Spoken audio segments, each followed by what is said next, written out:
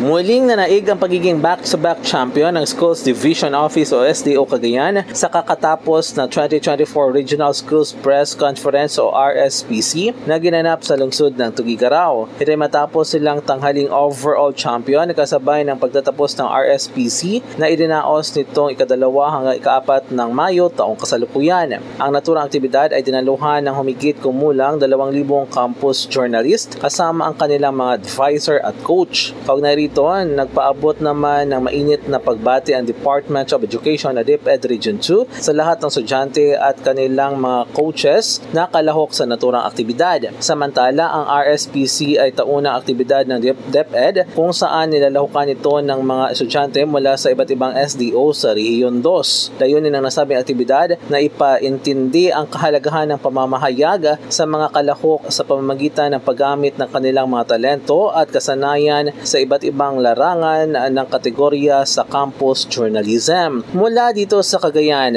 MG de la Cruz para sa Radyo Alternatibo, Balita Nationwide.